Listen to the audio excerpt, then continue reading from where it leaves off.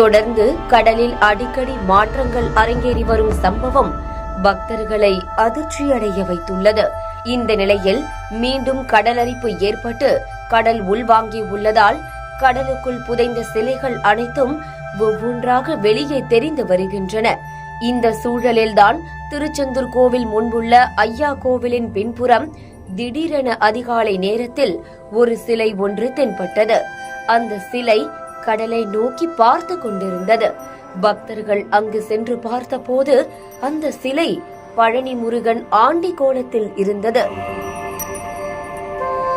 ஏற்கனவே திருச்செந்தூர் கடற்கரையில் பைரவர் சிலை, விநாயகர் சிலை, முருகர் சிலை என பல சிலைகள் கிடைத்தாலும் தற்போது பழனி முருகன் உருவமாக வந்து நின்ற சம்பவம்தான் பக்தர்களை மெய்சிலிர்க்க வைத்துள்ளது. இதனை அறிந்து ஏராளமான பக்தர்கள் அங்கு திரண்டனர்.